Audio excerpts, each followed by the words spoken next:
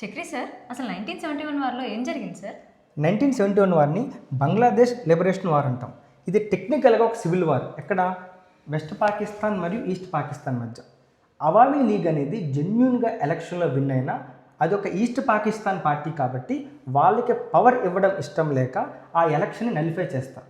అది నలిఫై చేయడం కాకుండా ఎవరైతే ప్రొటెస్ట్ చేస్తారో వాళ్ళందరినీ స్టాప్ చేయడానికి ఆపరేషన్ సెర్చ్ లైట్ లాంచ్ చేసి మాస్ కిల్లింగ్ చేస్తారు.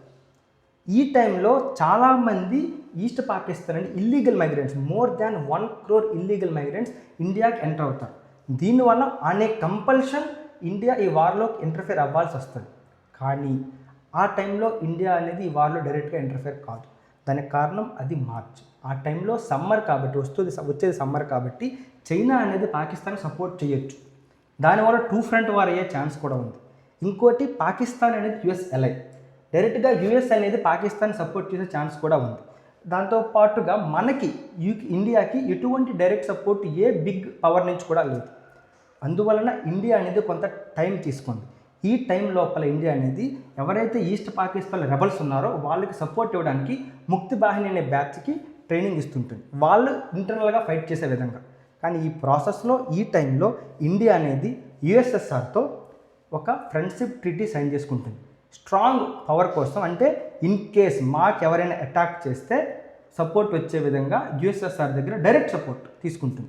ఈ ప్రాసెస్లో మనం ఏదైతే ముక్తివాహిని సపోర్ట్ చేస్తున్నాం, ఇంతే కాకుండా ఇంటర్నేషనల్ ప్లాట్ఫామ్స్లో కూడా పాకిస్తాన్ చేస్తున్న అట్రాసిటీస్ని ఇండియా అనేది అందరికీ చెప్పి వాళ్ళని తప్పుగా చెప్పింది. ఇవన్నీ కారణం వల్ల పాకిస్తాన్ అనేది ఇండియా మీద అటాక్ చేస్తుంది.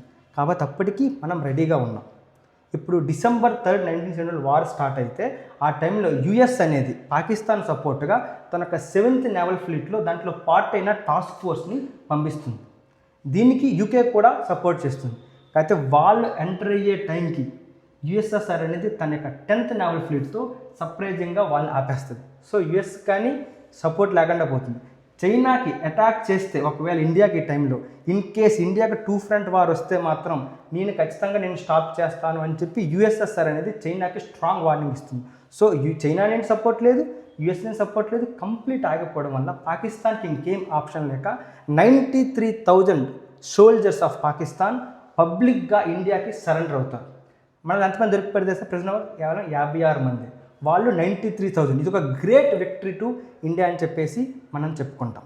అందుకనే ఈ వార్ సిగ్నిఫికెన్స్ మనకి ఎంత ఇంపార్టెంట్ అంటే ఇండియా అనేది 2 మేజర్గా పాకిస్తాన్ రెండింటిని సెపరేట్ చేసి మన స్ట్రాటజికల్గా మనం దీన్ని చాలా స్ట్రాంగ్ అయ్యామన్నమాట. ఓకేనా? Thank you sir. ఓకే.